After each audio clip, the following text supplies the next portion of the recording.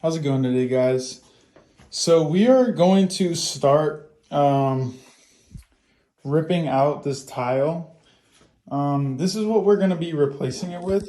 It's a vinyl that looks like tile. It's like vinyl plank, basically the same thing, but it's a lot thicker. I have vinyl plank throughout my house over here. I installed all this flooring myself, and that's on the floor is about 6 millimeters thick. Compared to this is about 20 millimeters. So it's a lot thicker. It's completely waterproof, it says. I am a little bit skeptical about using it because the cracks, I'm worried about even though stepping out of the shower, but I want to see how it is. I installed this tile about 4 months ago. And from the video, you probably can't tell. There is some imperfections, but mostly the biggest problem I'm having is I'm more of a DIYer, and this flooring, just the actual, cement slab that this house is on, at least in here, it's not the best. It's not the straightest. I did my best to tile this, but it needed more of like a coat of concrete leveler or something. I tried my best. I had to rip this tile out because there was a huge bubble in it, and there's still a little bit. There is one right here and right here. The rest are good. That's a main reason why I'm not the best at tiling. I've laid a lot of this vinyl type flooring. I've never came across this. I think this brand is Pergo Ultra, I think, if that sounds right. That's the first. I know the brand Pergo, but I didn't know they make floors like this. So yeah, I'm going to, obviously the first thing we're gonna do, this tile is about 4 months old, so this probably gonna be my main tool to get this existing tile out. I really suggest, if you have, if you don't even know how old your tile is in your bathroom or wherever, if you have tile, it might be best to use I can't remember what it's called, but off the top of my head, but a power tool to get this tile out. It might be a lot easier. This may work for some people's, but I know this tile isn't installed the best. I installed it. I think this should do the trick. There's not much, but once you start, it kind of feels like the job doesn't look that big, but it does end up being a big job. And this grout too, this grout is like, it's darker over here, it's lighter over here.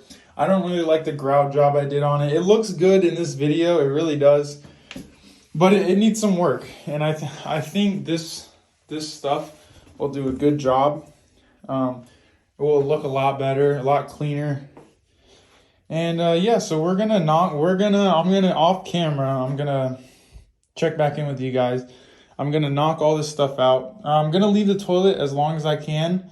I'm gonna do this, and then once I get up to here, I'm gonna take the toilet out and finish getting all this tile out. So I will check back in with you guys. So I got most of the tile out, but a lot of the stuff that's left is the grout.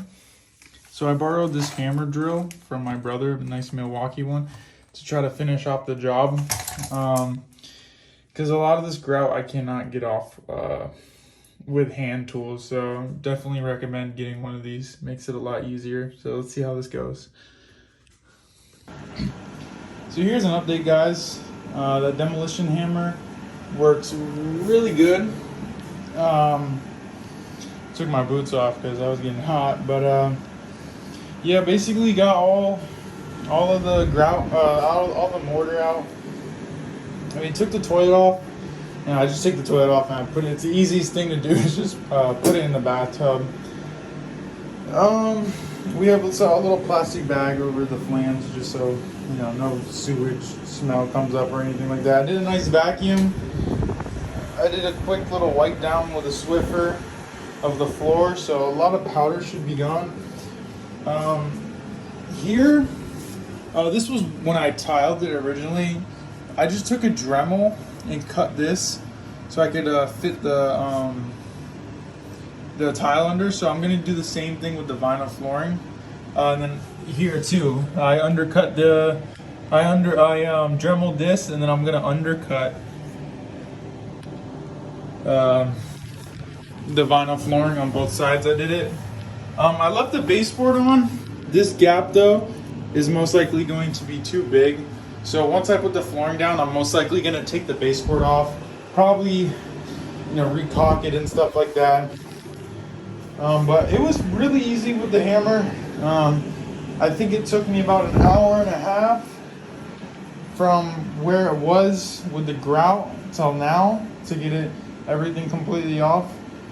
So I'm going to get started on doing the flooring soon. I'm going to set up my table saw. I'm just going to use my table saw. It's a lot easier for me to use that, better cuts too. So I will see you guys then. So this is the transition strip that we're going to be using. It's right here. Came in about, I think, 84 inches. It was $18 in the transition strip section. So basically it has a little lip in here. Not really a lip, but where you can put, you don't have to make the best cut, and you put it in here and it's just a straight line.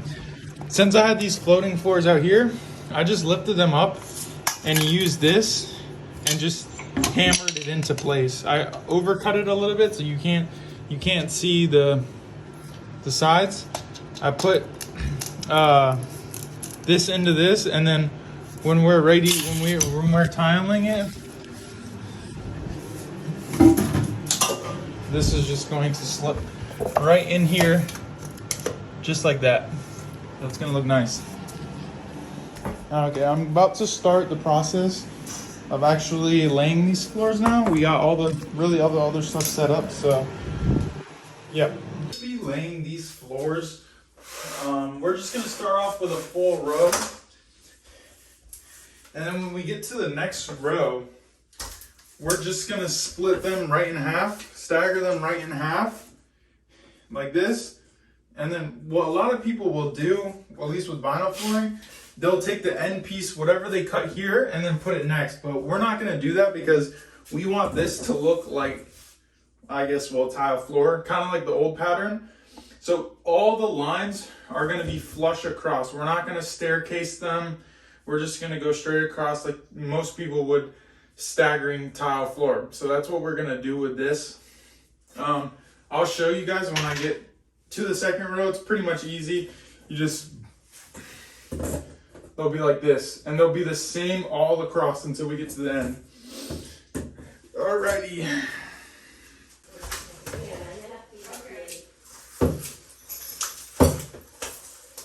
Where'd you go?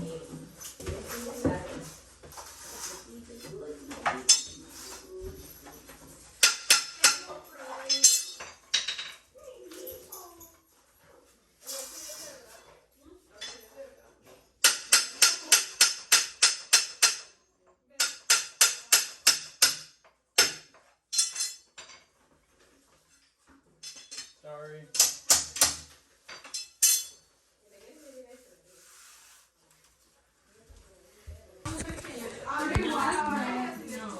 This first piece is in. Okay. So this is what it looks like. We're 90% finished. I still have to take this baseboard off and put it back on and do some caulking, but this is how it turned out. It looks super nice. This is how the transition strip looks. It looks really good. There's no glue used, nothing that we screwed down. It's all just basically just floating there, and it fits honestly perfect. So really it doesn't make any noise, which is really nice.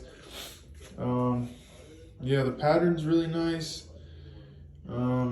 Usually you should be able to go off of the pattern in the box. If you just open it, start grabbing them and setting them down, the pattern should be good. But I think this one, the pattern, these two right here, they look a little bit too similar for me.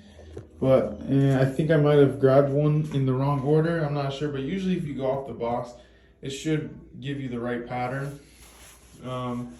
They usually just do that from the factory. So yeah, it looks really good behind the toilet. The toilet's all installed.